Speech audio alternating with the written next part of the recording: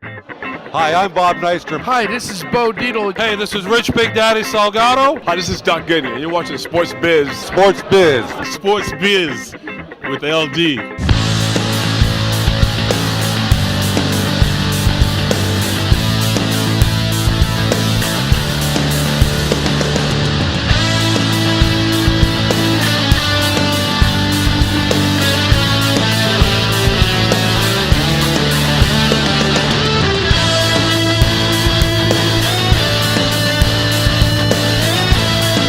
Sports fans, this is Sports Biz with LD. Welcome to Sports Biz with LD. I'm your host, Larry Davis. Brought to you by the Rampart Group Insurance for all your insurance needs, from whether it's homeowners, business, life. You need insurance, the Rampart Group is your place. And brought to you by 388 Restaurant and Lounge. Great Italian food at great pricing, and again in the lounge, the bar area, everything's cool over there. You'd have a great time. 388 Willis Avenue in Roslyn, New York. You could find me, you could tweet me, Sports Biz with LD. You could find me on Facebook, Sports Biz with LD, and our great website, sportsbizwithld.com. We have a very special guest that I want to bring on. He was on with us a couple of weeks ago, predicted the hockey finals exactly. Bernie Nicholls, welcome to Sports Biz with LD. Welcome back. Thank you.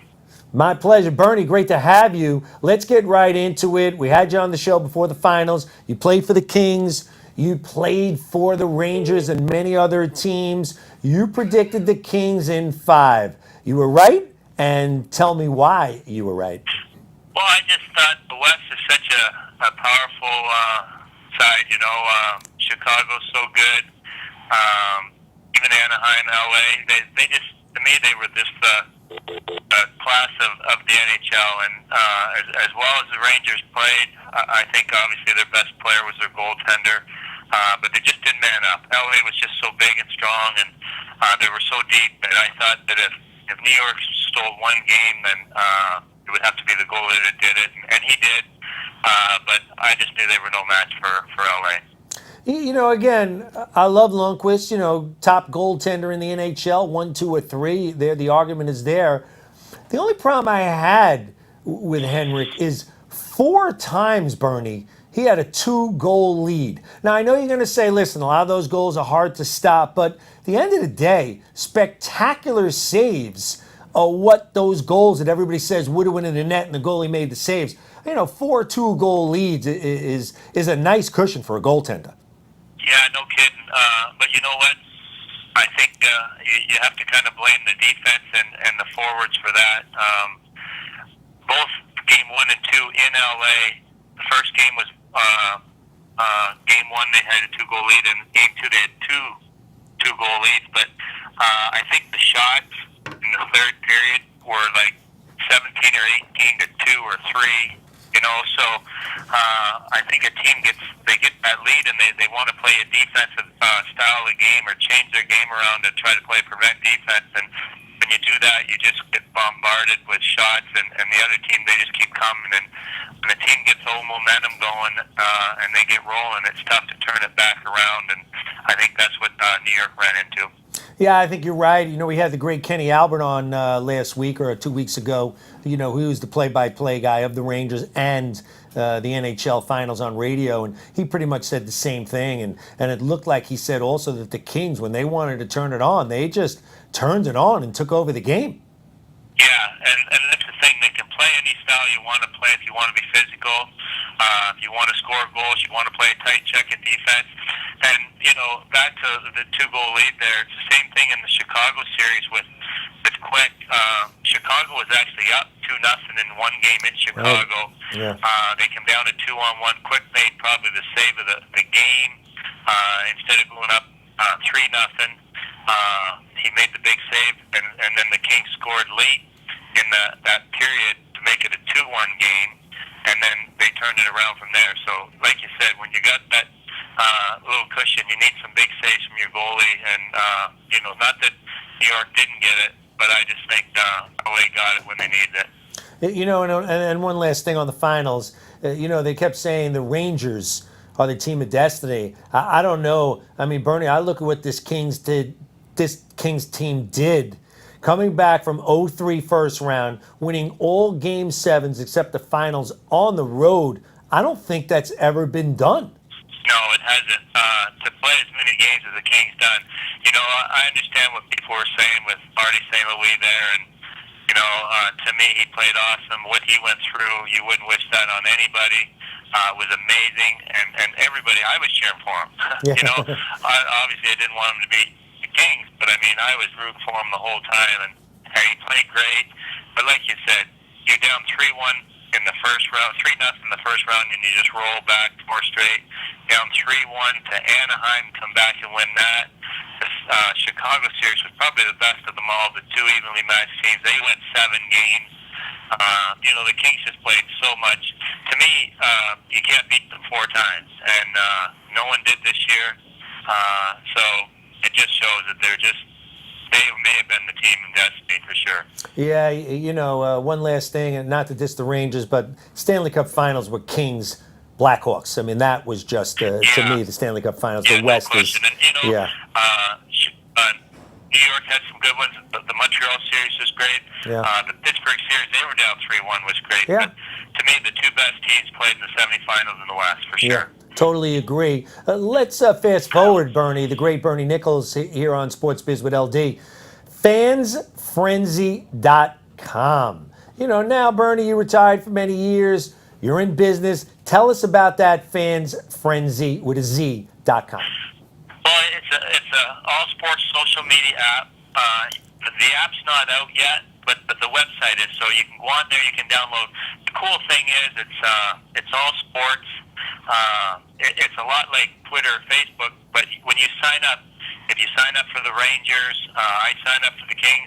Everybody who signs up with their favorite team, you can chat with each other during the games. You can trash talk other teams or whatever, but it's your own group. You're going to sign up, and there'll be 10, 15,000 Ranger fans, and you can communicate during games. There's going to be you go on there, you can play cards on there, you can play slot machines, Trivial Pursuit, whatever it is. But you can also win points, and with the points, you can buy Ranger tickets, you can buy Kings tickets, you can buy Wayne Gretzky wine. There's just so many, signed pictures, jerseys, stuff like that. You can also donate them. We have all our charities on there. If you want to donate your points to your favorite charity, then you can do that. And then at the end of the day, we will give the whatever charity it is, like a $200 gift certificate or whatever it is, or a credit card, so they can use that. So really cool. All sports. Communicate with your friends on there. It's just a really pretty cool app. Fansfrenzy.com. Where'd you come up with this idea? I love the site. Yeah, it was a group here in Toronto that got me involved. I've been with them for the last couple of years, and we did some things with LA, the Kings, over the last couple of years. But now we've just changed it to an app where it's all sports social media, and it's just really cool. Like, you get all your sports fanatics on there. It's pretty neat. And what's the other thing you have going on? Sportsstockmarket.com? What is that? I mean, Bernie, you got a lot going on. What's that one? That's right. This is going to come out at the Hall of Fame game in the NFL Hall of Fame game, August 3rd. This is it's sports stock market. So it's kind of like it's just a sports stock trading platform that allows people, they can trade shares on sports teams like shares in another company. Wow. So and the same thing is, you're on there if you got the Rangers, or we're actually going to start at football. That's when it's going to come out. So your favorite football team, every time they win, you'd get paid dividends to you. So it's not like where you're gambling, where you bet on one game and you win or lose. It's over the course of time. You can trade teams. When you sign up, you get like $20,000 of ACM money. You can use it to buy your teams, trade your teams, but you can also, when your team wins, you get paid dividends towards your account. So it's really going to be pretty cool.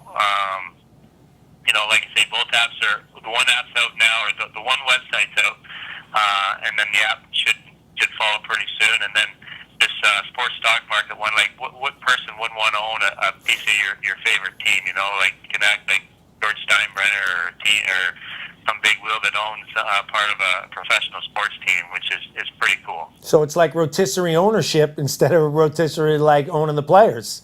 That's right. It's just, because there's a lot of fancy sports out there where you're buying players and this and that, but this here you're actually buying a team. And then the cool thing is, if you have the New York Jets or the Giants, and all of a sudden, that they get the first round of draft choice, or they make a big deal and they got some new players coming in, you want to buy stock in that team because you know the team's going to do well over the next few games. So it's pretty cool. It is very cool. Bernie Nicholls on the line. Fansfrenzy.com, FANSFRENZY.com, and then soon sportsstockmarket.com. Bernie Nicholls, thanks again for being on Sports Biz with LD, and we will definitely have you on probably right around the Canton game. We'll have you call in again around August, and we'll do it again. You got it. Perfect. Thanks, Bernie. Have a great July 4th. Thank you. You too. Okay. Bye now. Bernie Nicholls, good friend of the show. As you could hear again, if you go back to probably about a month ago, he predicted Kings in 5, and he was right. Right on with that prediction. Bernie Nicholls played for the Kings, played for the Rangers, played for 4 or 5 or 6 different teams. If you recall, Bernie Nicholls had a 70-goal season. Imagine, 70 goals, and that's when he was with the Kings, and he played with the great one, Wayne Gretzky. And he told us right here on the show that he hung out with Wayne every single day. That's the way to do it. Wayne, when you had 92 goals, ends up Bernie had 70 one year. We're going to move on.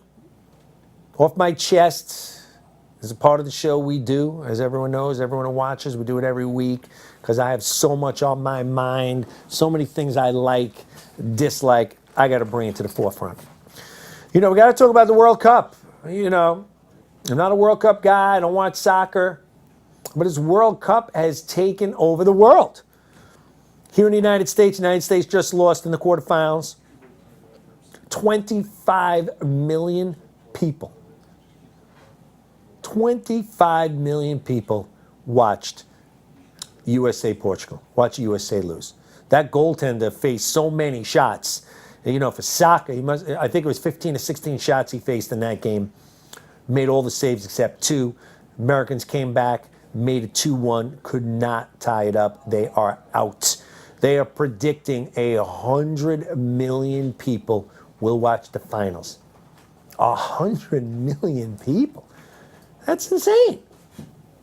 That's Super Bowl numbers.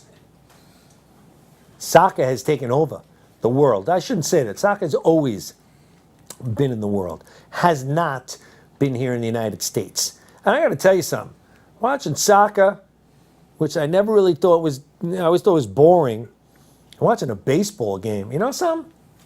That baseball is boring. I mean, who wants to watch baseball? We'll get to it later in the show about the Yankees, because that's just a joke. And the Mets, the 2 teams here in town. But baseball in a whole, I don't know if anybody wants to watch those games. 9 innings, but I'll get to that in a minute. But 14 million people watch USA Germany. 16 people watch USA Ghana. So United States is catching on a little bit. The other day, I think it was a Tuesday afternoon, it seemed like everybody at 4 o'clock, for all those owners out there, they were not working. Your employees were not working. They were watching the USA.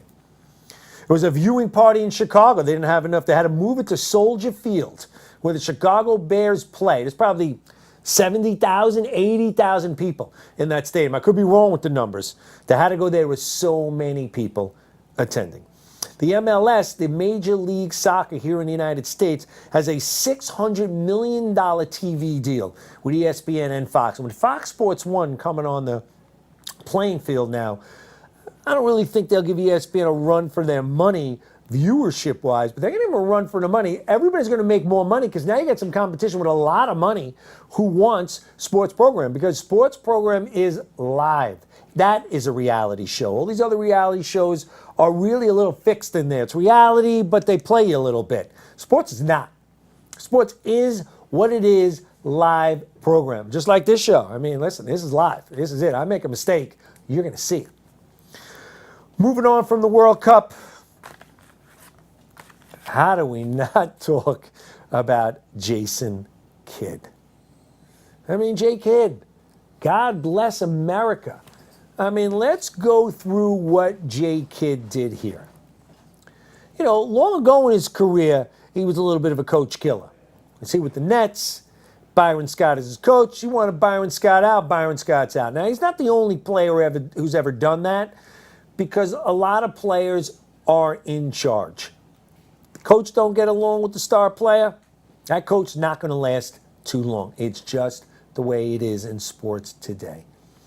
So the story goes that Jason Kidd, well, go back a little bit when the Nets were 10-21. I was one of them too, calling for Jason Kidd. Bad move. Oust him. Supposedly, there were no leaks. Supposedly, now the story comes out that Billy King was going to fire Jason Kidd. Didn't happen. Jason Kidd found out. He was not happy. Now, earlier in the season, he got Lawrence Frank, I say, fired.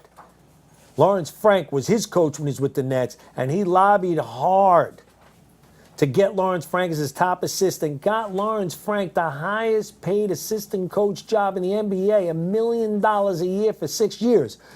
And 10, 15 games in the season, I think it was 10 games or less, he was out. He got rid of Lawrence Frank. So that's the first thing, he's not communicating with his number one guy, who he wanted, who he lobbied for. Then they go 10-21. Then they go on a roll. J. Kidd brings him back. They win the first round in 7 games. They beat Toronto, who had won the division. And then they lose in 5 to the Heat. They're not beating the Heat. They never were going to beat the Heat. And then Jason Kidd, and I was just with him a couple of weeks ago at the Big Daddy Golf Classic. Not like I would have asked him, how's it going with the Nets? We were just talking about some other stuff. And like 2 days later, and I guess there's no tampering here. I don't know how Milwaukee all of a sudden was able to get him to coach. The story comes out. The New York Post breaks the story that Jason Kidd went above Billy King and went to Prokhorov's main guy, a gentleman named Dimitri, had to sit down with him and said that J. Kidd said, I want to jump up and be in charge of all basketball operations. So he said he wants to jump over Billy King, who hired him, took a chance on Jason Kidd, fired P.J. Carlissimo, a renowned coach. I mean, listen, renowned. I mean, he was a good coach. Brings in Jason Kidd, goes out on a limb, and this is what Jason Kidd does. Now, Billy King at the press conference the other day, and he hired Lionel Hollins. Billy King, listen, took the high road. You got to respect Billy. Said nothing bad about J. Kidd. Got to love that. You know he's seething inside. You went over my head to take my job, to become my boss after 1 season? Are you kidding me? Billy King cannot be happy. Okay? I'm sure deep down, or whatever people he talks to, he's telling them, I am not a Jason Kidd fan. Unacceptable. On the other hand, you're Jason Kidd. One of the new owners of the Milwaukee Bucks, they just paid $550 million. He's a friend of J. Kidd. They know each other. To me, there's tampering all the way, but they said if you don't have concrete evidence, you just can't. You could say it was tampering, but you need concrete evidence for it to stick. There's no concrete evidence. Ends up the Nets held out for 2 second-round draft picks, and Milwaukee gets Jason Kidd, gives him a raise, is going to give him control. He doesn't have it now, but we know it's coming. Otherwise, why is J. Kidd leaving? Well, he might have left because now he feels he's not going to be good with Billy King. But these guys, these owners of the Bucks, love J. Kidd. 19-year career, stellar career. He's a Hall of Famer. Won a championship with the Dallas Mavericks. So it's not like you can't see his pedigree. I mean, the guy's great. He's a great player. His leadership, good. Brought the Nets back. Does he know talent? Who knows talent? Who knows his Italian evaluator? But they're going to give Jason Kidd a shot. And he's going to make more money. So here we go. God bless America with the flag as my co-host. On the eve of July 4th, it's all about me. How much more could I get? Now, me, I'm not leaving Corinne Cairo. I'm here on the Daily Blue. I mean, unless somebody bowls me over, who knows what could happen. I'm not in that position. But Jason Kidd is gone. And Larry Drew, who was the coach of the Bucks, he went 15 and 67. That's right, 15 and 67. So I can't see Larry Drew sitting there, well, this is really bad. Yeah, he feels bad. Had a guaranteed deal, so he's still going to get paid. But he can't think he did such a good job, even though if you look down the Milwaukee Bucks roster, it's not that good. So J. Kidd is gone. He's leaving the Nets. He's going to Milwaukee, which not many people want to go to Milwaukee because that's just not a major town, especially when it was here in Brooklyn, USA. Every time you would see Welcome Back Kotter, fourth largest city in America. I don't know if it's still the fourth largest city, but it was when the Welcome Back Kotter show was on. That sign is probably still in Brooklyn. So, J. Kidd's gone. Lionel Hollins is in. Lionel Hollins, a little bit about him. He was the point guard in 1977. Jack Ramsey was the NBA head coach of the Portland Trailblazers when they had the great Bill Walton and they won the NBA championship. Lionel Hollins did a very nice job, I felt, with the Memphis Grizzlies in the very tough Western Conference. I mean, that's where it's tough. You stay in the East, it's a little easier, but you're not going to beat LeBron or I would think the Pacers is number 2. You have a tough time. But in the West, you had so many teams, of course, including the NBA champions, the San Antonio Spurs. But Memphis last year, the year before last, went to the conference finals and lost. Lionel Hollins got fired, and they brought up the assistant. So Lionel Hollins is now in in Brooklyn, coaching the Brooklyn Nets. All right, let's move on. Still talk a little bit NBA. You had LeBron, Dwayne Wade, Chris Bosh all opt out. Last week on the show, we had the Pat Riley press conference challenging them to stay with the team. They went to 4 finals, 1-2. I totally agree with everything Pat said. Let's see about LeBron, Dwayne Wade, Chris Bosh. I think they're all going to stay. I think they might even re-up with Ray Allen. They need to upgrade that point guard position because that point guard position was totally dismantled in the NBA Finals. The Spurs just walked all over them. They're looking to get Kyle Lowry. Kyle Lowry played very well with Toronto Raptors last year. It was one of the reasons the Brooklyn Nets almost lost to Toronto in the first round, and one of the main reasons that Toronto won the division in the NBA, the Atlantic Division. So the Heat's going to go to be better. You got to believe in Pat Riley. He's one of the best NBA executives out there, one of the best GMs out there. Paul Pierce is out there. I don't think he's going to stay with the Nets. Dirk Nowitzki, we know, is staying with the Mavericks. The Heat have the most cap space. They got $60 million in cap space, so that gives Pat a lot of maneuvering. The Nets have the least. Supposedly the stories are out that the Nets lost at least $80, $90 million or more last year. And then Mikhail Prokhorov, they said, was putting feelers out there. See how much the Nets are worth. After the Clippers are getting sold for $2 billion, and Prokhorov owns 80% of the Nets, and he paid $200 million.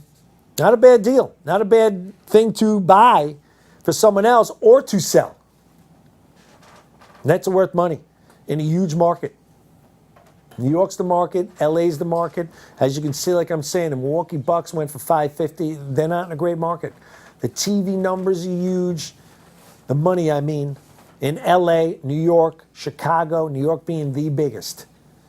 So the Nets can make money. Just they spent so much last year, and I think after he realizes you can't buy a championship. You just can't. You look at the Spurs, they didn't buy one. We'll get to the Yankees in a second. The Yankees have proven you can't buy a championship. And then he'd have 13 unrestricted free agents, the most in the NBA. So their whole roster is gone. They'll redo it. The Heat is still, once they sign those 3, the big 3, going to be the team to beat. Let's go to the Yankees. Let's see the Post cover. There's the New York Post. The Bronx Bumblers. Okay? The Yankee team that Brian Cashman spent $500 million on. $500 million. As we tape today, is 1 game under 500. The Yankees are 41-42. Just got swept at home by Tampa Bay, who we like Tampa Bay. They're a good team, but Tampa Bay's 10, 12 games under 500. They were last in the AL East. They came in and sweep the Yankees at home. Yankees are terrible. You spent $500 million. You got Brian McCann, right now bust, $85 million. On my radio show, I said Jacoby Ellsbury, $150 million. You crazy? I said that anytime a guy makes $20 million a year, there's one word that has to be after his name. You know what that word is? Superstar. And he's not. I made the comparison. He's Brett Gardner. Okay, you're going to say, well, he had 32 homers one year, Ellsbury. Okay, I'll take Brett Gardner at $8 million a year over his 20-some-odd million a year any day of the week. Soriano not doing anything. The other day, yesterday's game, Kelly Johnson. That's right, Kelly Johnson, your starting third baseman. Batting .220. He's batting number 5.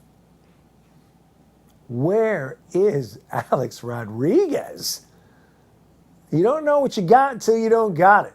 Now, we're all against A-Rod. We hated A-Rod, and the new book just came out, Bloodsport. I was going to talk about A-Rod anyhow. And then a book just came out about, the book Bloodsport came out that Major League Baseball okayed A-Rod take testosterone. And you take testosterone, that means you took steroids because you need that back into your body. But wouldn't you rather have A-Rod at third base, so probably about 270, 280, 20 homers, 75, 80 ribbies? You got Kelly Johnson. The two best hitters on the Yankees are Jeter and Gardner. This team's going nowhere. Which fork should I use? Okay? Stick a fork in them. Okay? Big or small. Okay? Yankees are toast. Okay? They've done nothing. They're not playing well. Joe Girardi keeps saying, oh, they'll come around. When?